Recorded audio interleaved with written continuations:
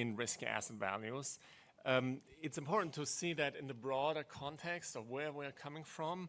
And in recent years, we saw quite a bit of appreciation, particularly in equity markets and particularly in some sectors such as technology, so that valuations were quite stretched.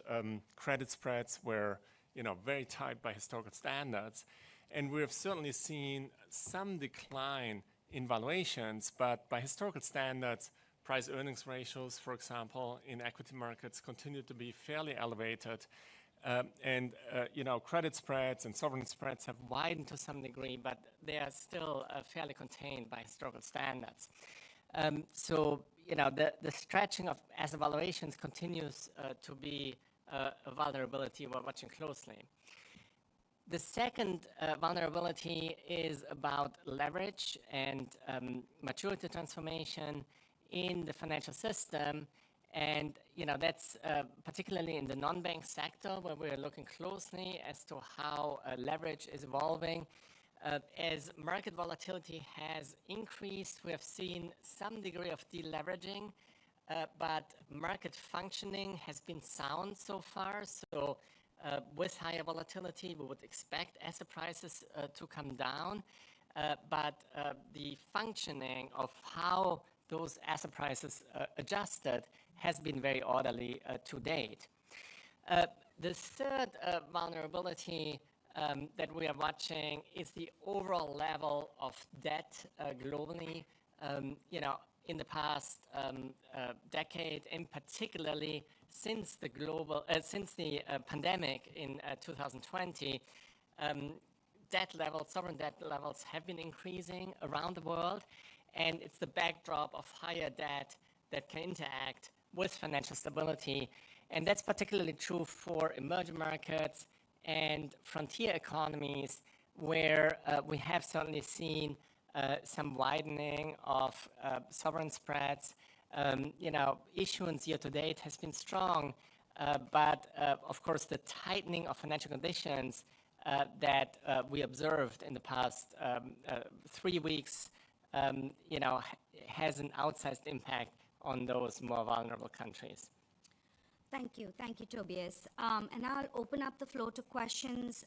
If you can please identify yourself and your outlet. You also have the report online if need be, and you can also join us online via the WebEx link. Thank you. So the lady here in the front.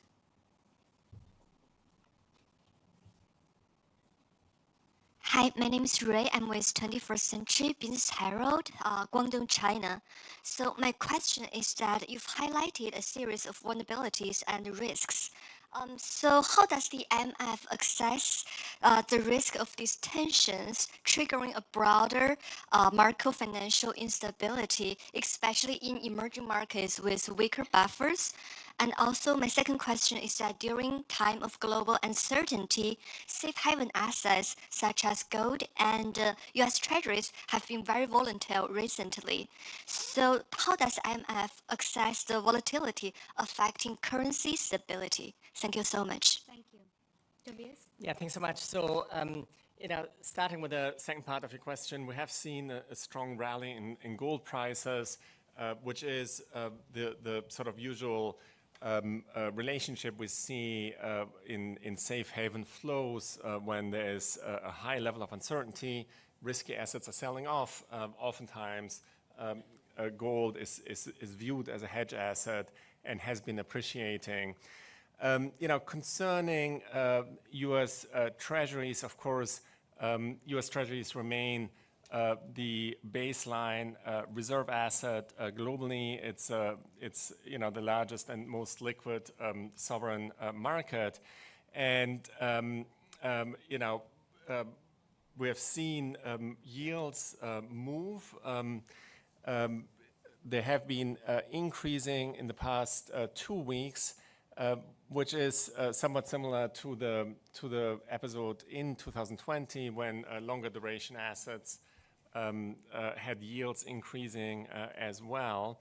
What is somewhat unusual is that the dollar has been falling to some degree, but it's important to keep that in the context of a strong dollar rally previously.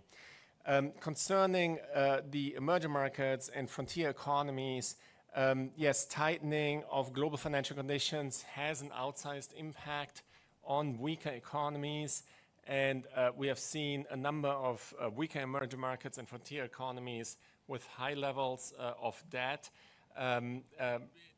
We have seen issuance throughout last year and earlier this year, but tighter financial conditions certainly adversely impact the financing conditions for those countries.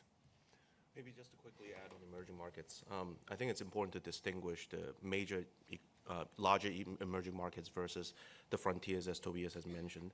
I think so far we have seen currencies and capital flows being relatively muted in this episode, and I think this speaks to the ongoing theme that we have mentioned for several rounds now, that there's resilience, right, among emerging market economies for a whole host of reasons. However, as Tobias has pointed out, the external environment is not favorable, and financial conditions is tightening globally. And at this time, we need to worry about countries where they're seeing sovereign spread increasing with large debt maturities forthcoming. And so policy can be proactive to head off these risks by, for example, making sure that fiscal sustainability is being sent the right message. Thank you. Thank you, Jason. The gentleman on the first row at that end. Thank you. Rhoda Sodiri with Arise News.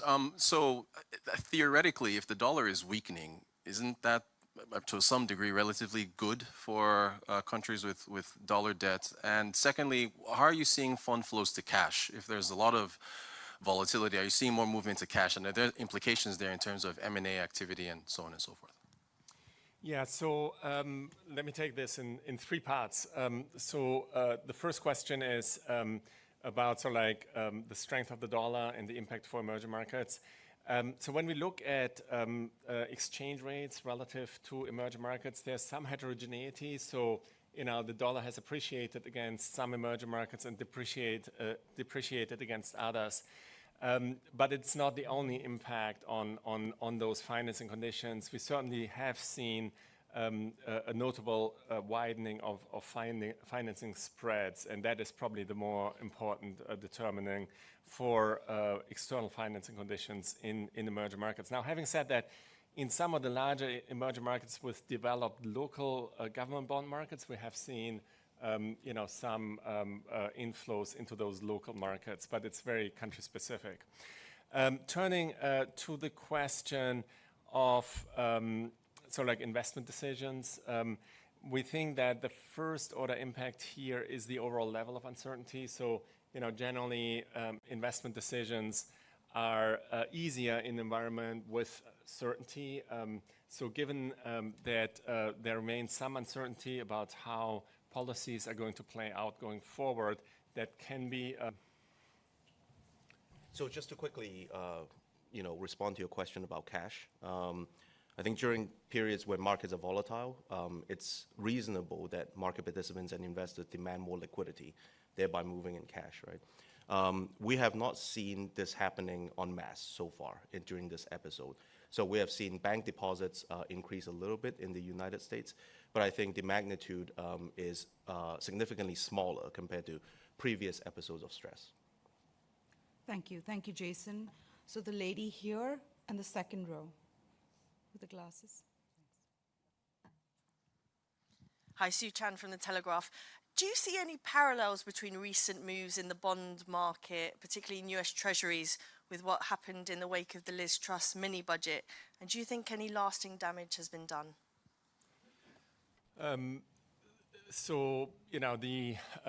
Just for everybody's recollection, in October 2022, there was some turbulence in UK gilt markets when the budget announcements were larger than expected, and the Bank of England intervened to stabilize markets at that time.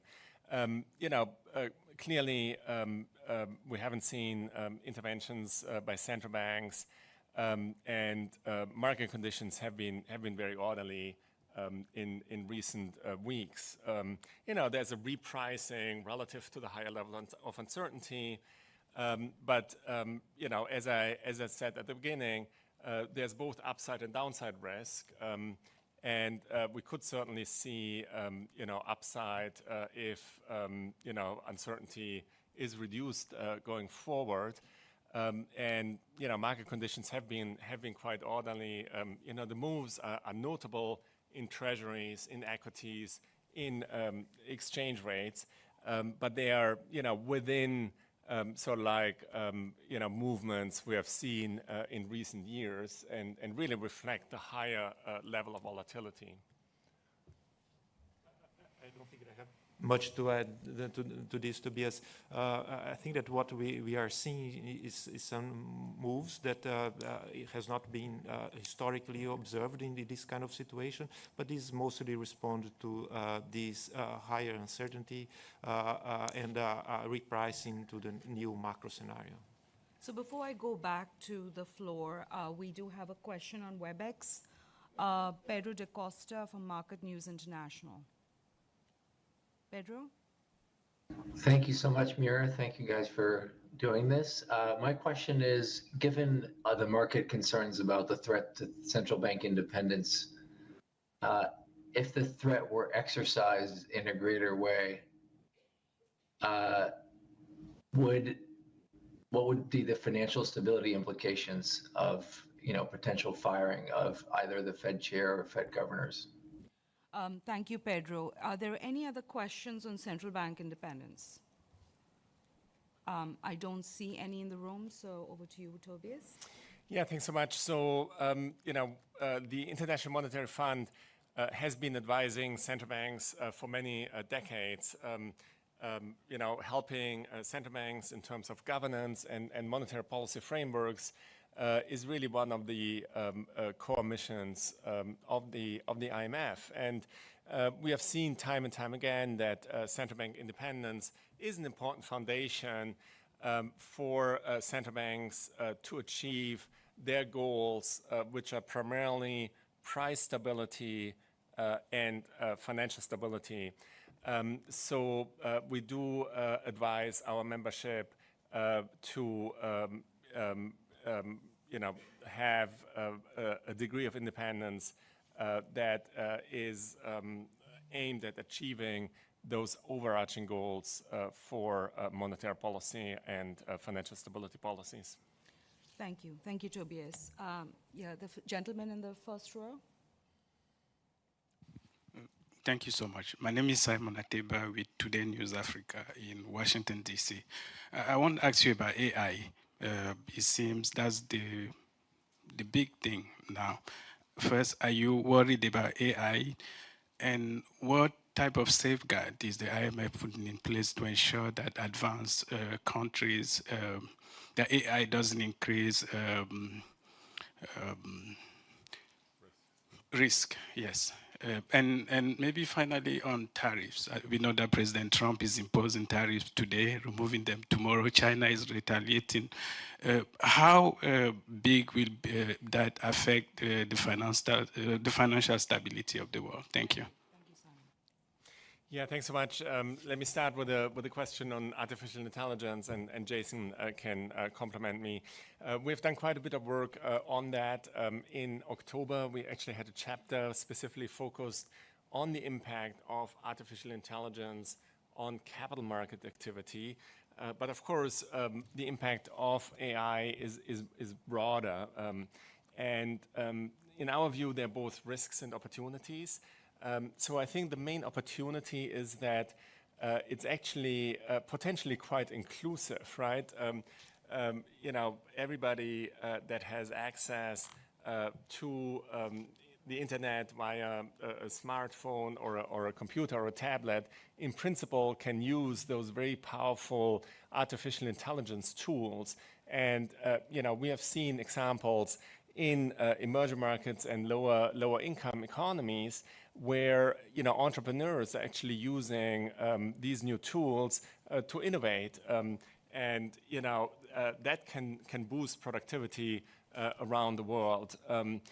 In financial markets, We do quite a bit of outreach to market participants and financial institutions, including banks, but also capital market institutions, are very actively exploring avenues to use artificial intelligence productively. There's a lot of innovation going on. At the moment, we see a lot of that concentrated in back office kind of applications, so keeping your house in order in terms of getting processes done. But in trading and in credit decisions, these are also quite promising. In terms of risks, one of our primary concern are cybersecurity risks. So already many financial institutions are under cyber attacks, and AI can be used as to make defenses more efficient, but it can also be used for malicious purposes and making attacks more powerful. So there's really a bit of a power game going on both sides, and we certainly advise many of our countries to help them get to a more resilient financial system relative to those cyber threats. Maybe just quickly to complement, I encourage everybody to read the Chapter 3 of October 2024 GFSR, which addresses the issue of artificial intelligence in financial markets. Tobias is right that benefits and risks on both sides. In addition to cybersecurity, I just wanted to highlight a couple more things, which is that many of the financial institutions that we spoke to are still at its infancy in terms of deploying AI to make decisions, meaning for trading or for investment allocation, very early stages. But suppose that this trend rapidly gains, right? What would happen to risks? I think I'll highlight two. One is concentration. Will it be a situation where the largest firms, with the best models, tend to win out and therefore dominate the marketplace? And then what is the implications for this? The second is that speed of adjustment in financial markets might be much quicker if everything is based on high-powered, artificial intelligence type of algorithms. So with regard to these two risks, I think there's great scope for supervisors to gather more information, understand who the key players are, what they're doing, and international collaboration obviously is a crucial aspect of this. Market conduct needs to be taken into account. The future possibility that markets will be very much faster and more volatile, perhaps. Thank you. The gentleman on the second row, please. In the middle here. Thank you. Good morning, I'm Fabrice Naudet-Langlois from the French newspaper Le Figaro. I have a question on the US public debt. There is a widespread opinion that whatever the level of the public debt, because of the significant role of the dollar, because of the might of the American military and economic power, it's not a big concern. But under what circumstances, under what financial conditions would the US public debt become a concern for you? Yeah, thanks so much for the question. And we're certainly watching sovereign debt around the world, including in the US. I do want to point out that there will be a regional briefing for the Western Hemisphere that will specifically focus on the Americas, including the United States.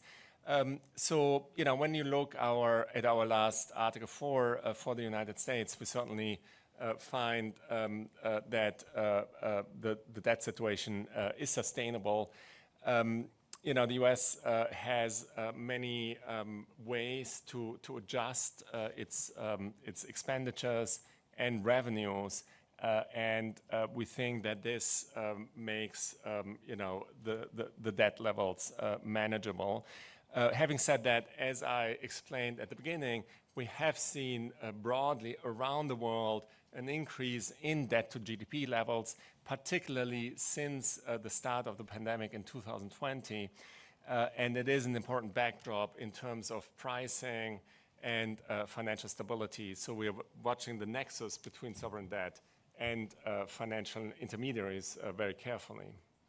Yeah, sure. Maybe one issue related with that, I think that we flag in the GFSR, is that I think that there is an anticipation that not only in the US, I think in several countries there will be a lot of issuance of new debt going forward, particularly in a moment where several central banks are doing some quantitative tightening. This might bring some challenges in terms of the function of the financial sector.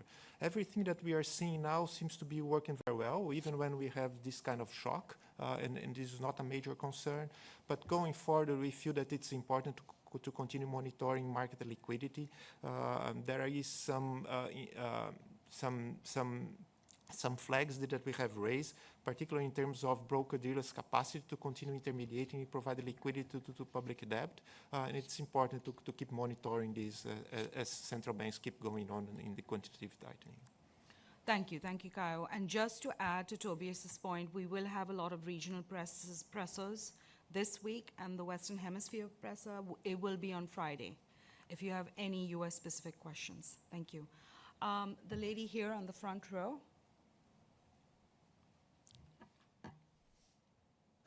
Thank you. Thank you for taking my question. My name is Nume Ekege from This Day newspaper, Nigeria. So the report mentions Nigeria's return to Eurobond markets, and we know it was received positively by investors. So how does Nigeria's return to Eurobond markets signal renewed investor confidence, and what specific microeconomic reforms or improvements contributed to the shift in sentiments? Thank you. Thank you for the question. So let me make some remarks about Nigeria and then Sub-Saharan Africa in general. In the case of Nigeria, macroeconomic performance have held up, right? GDP growth has been fairly consistent, and inflation has been coming down. And earlier this year, we have seen Nigerian sovereign credit spreads lowering. I think the reforms that authorities have done, including the liberalization of exchange rates, has helped in that regard.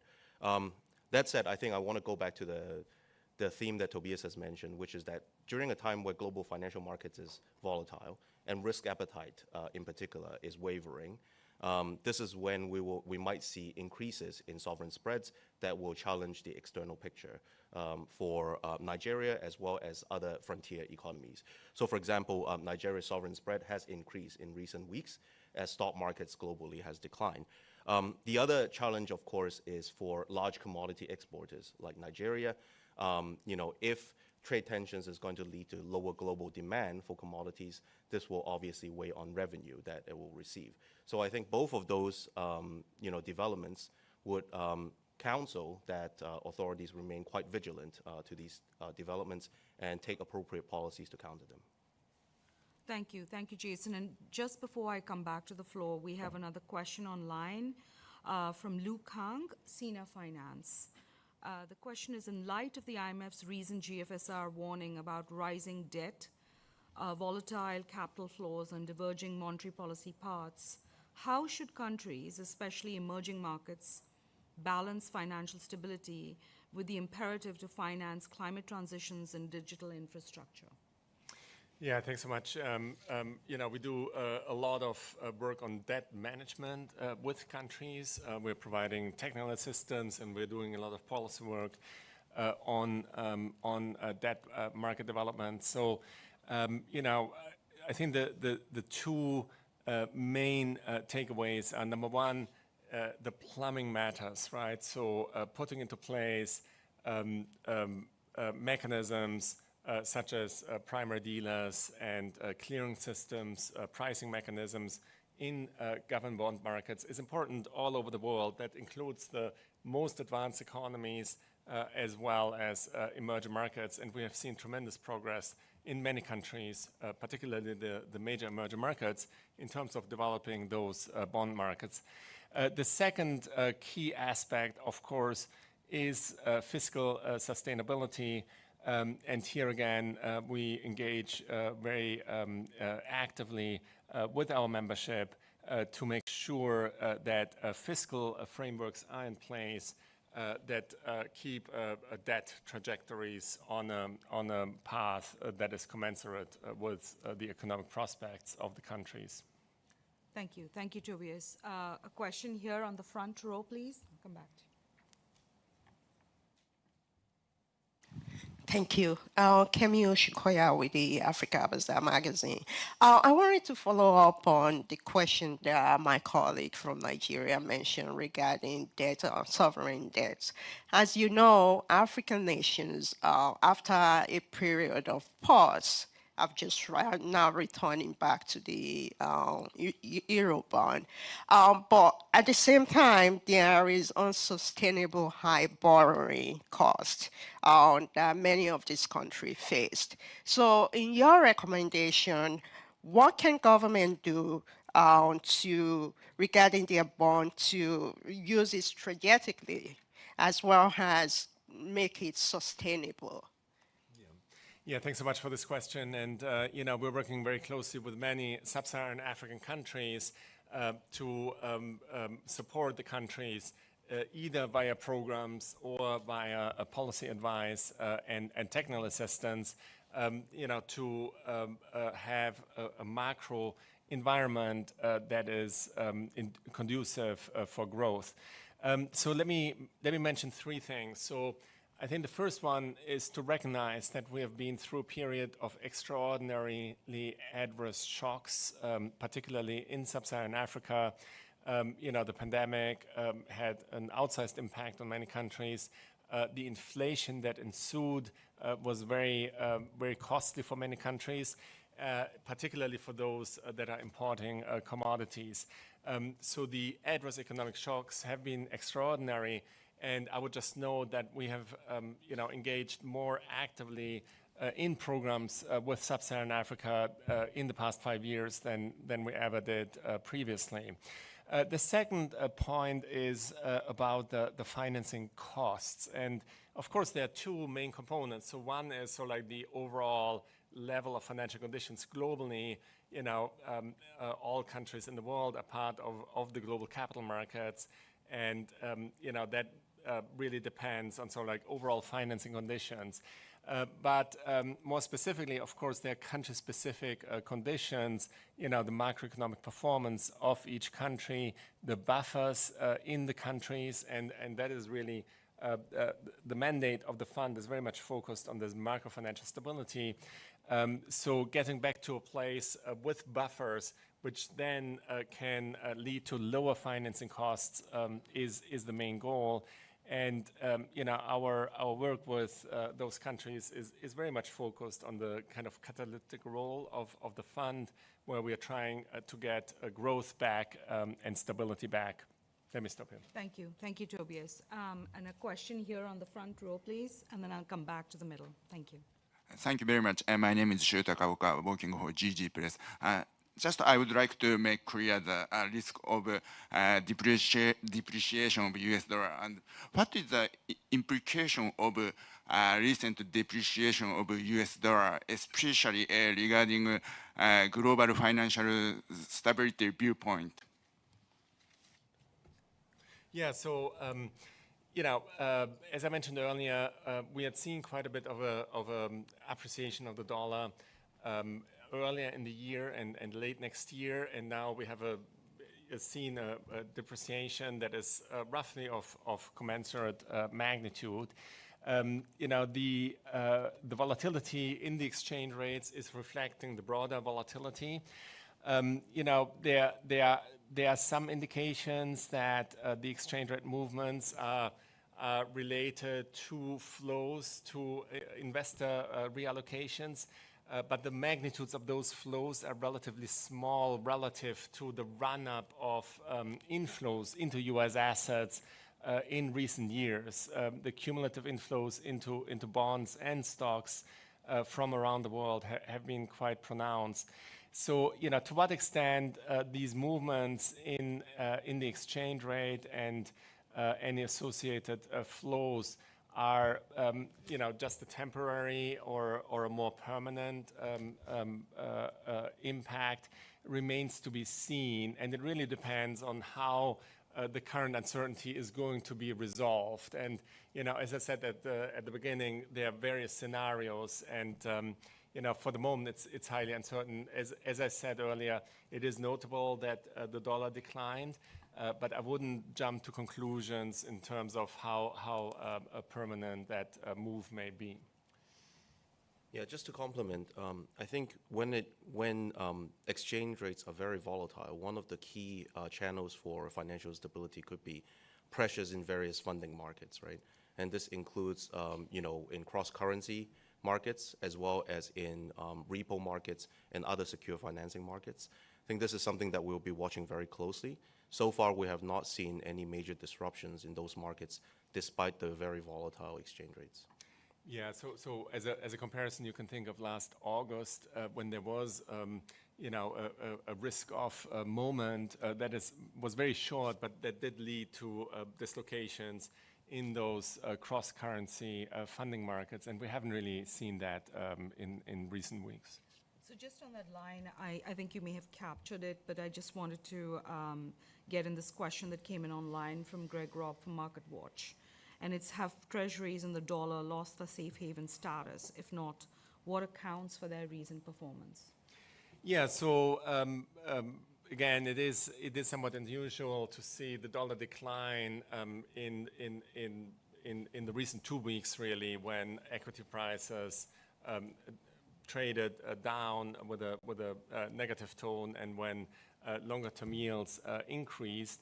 But how lasting that is really too early to tell. U.S. capital markets remain the largest and most liquid capital markets in the world. When you look at U.S. dollars as a reserve asset, that remains over 60% among reserve managers.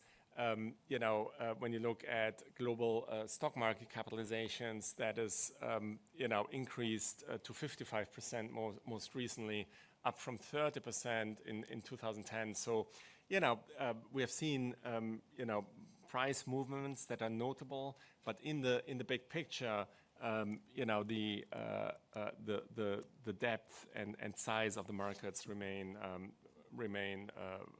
where they have been. And just on the same line of capital markets, we have another question that came in online, Anthony Rowley from the South China Morning Post. And he says, both the EU and ASEAN are seeking more actively to promote capital market integration.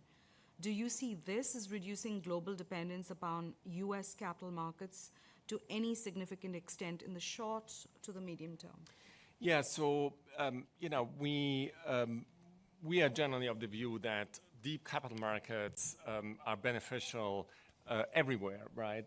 So we are helping countries around the world to get to solid regulations and market mechanisms in sovereign bond markets, but also more broadly in capital markets. For emerging markets, but also advanced economies, deepening capital markets has been a key priority.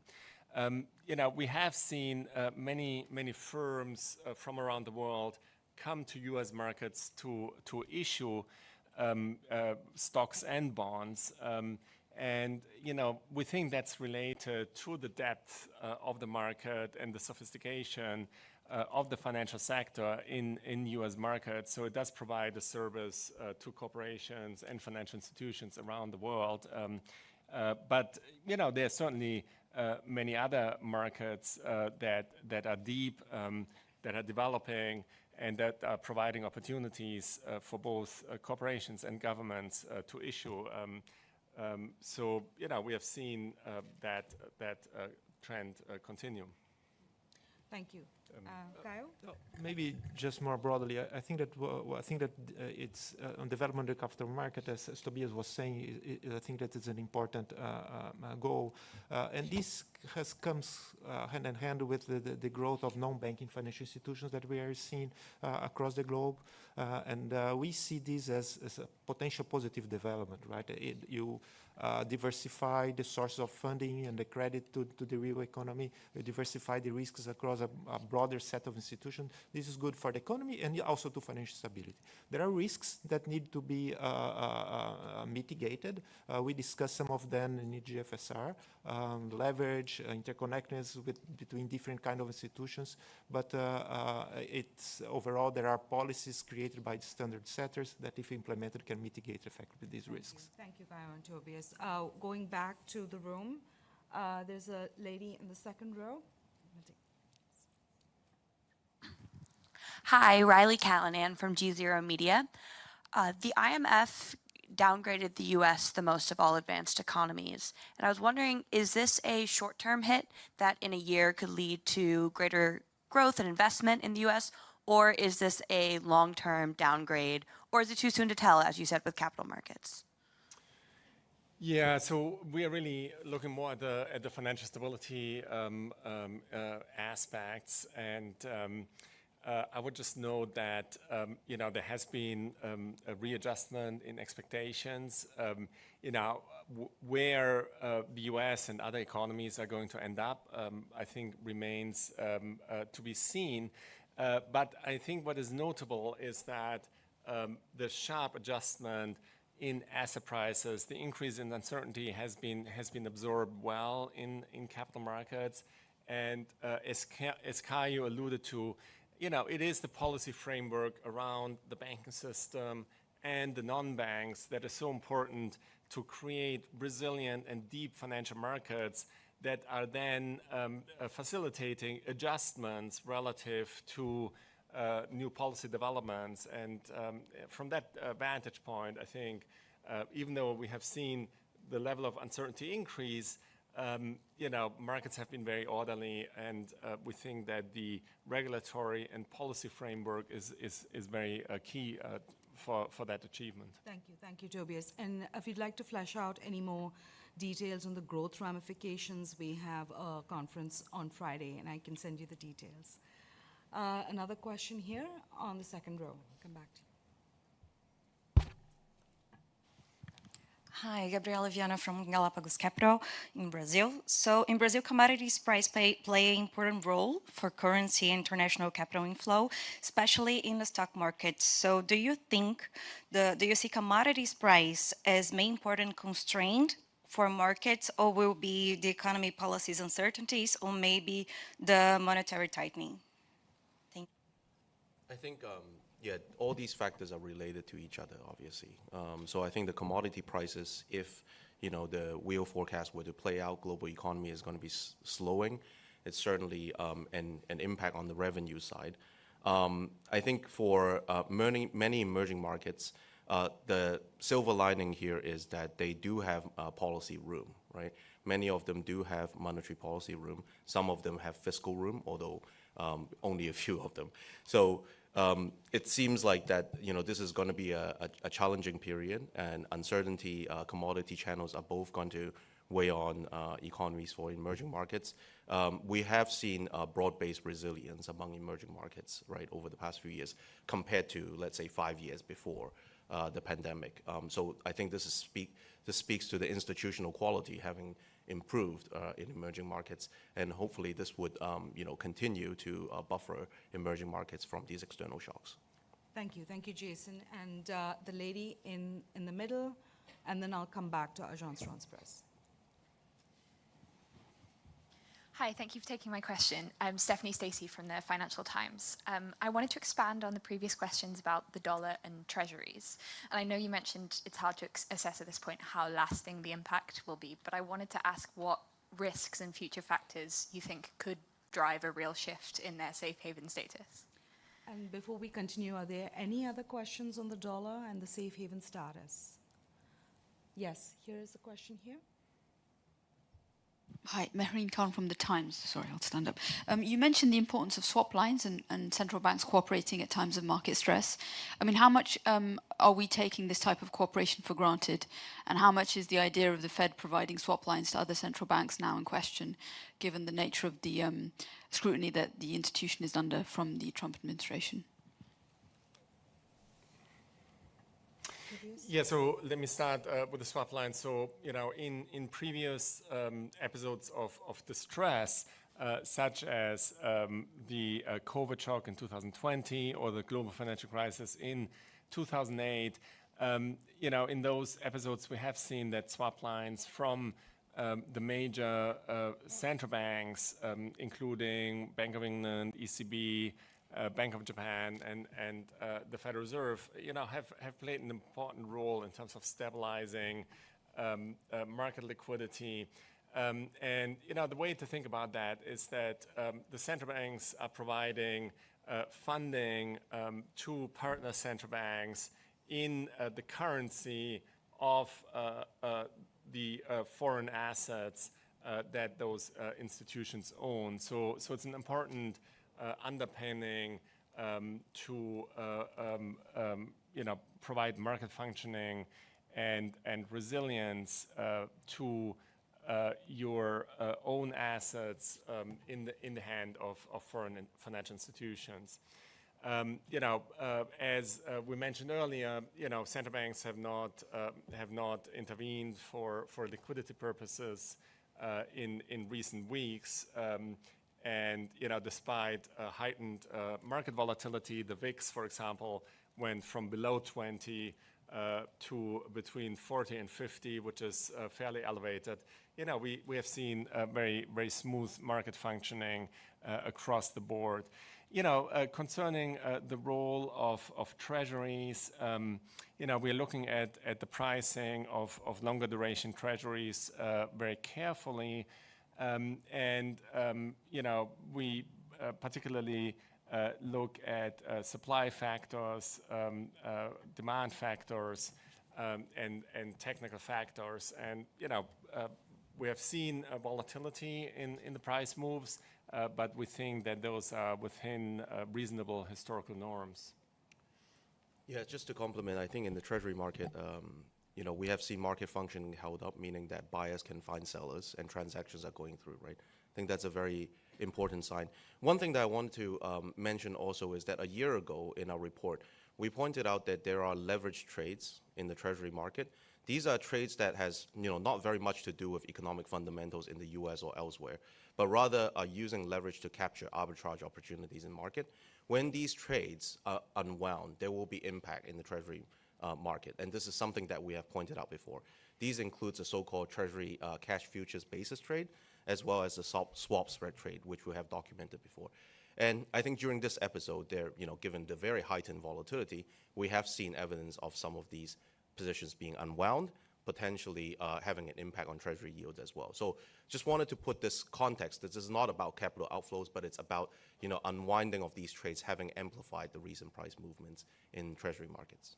Yeah, and so we're seeing some indication that there's some lowering in terms of the leverage in these trades, but we haven't heard of disorderly deleveraging at this point. So of course, with market volatility increasing, financial institutions naturally reduce their leverage, but we haven't seen the kind of adverse feedback loop that was common, say, in 2008, or even as recent as the COVID shock initially.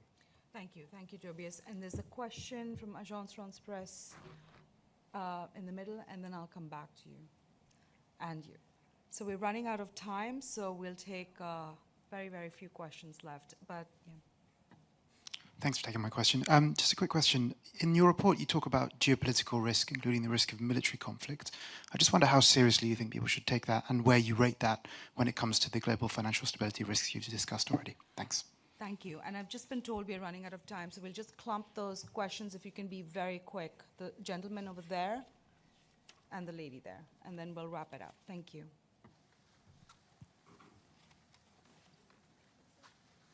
Hi, I'm Rufai from Nigeria. I work on Arise TV. The IMF keeps talking about building resilience to face the global challenge of the state of the economy of the world. How do you build resilience in a world economic climate when one man's decision can tip the scale? Just one man.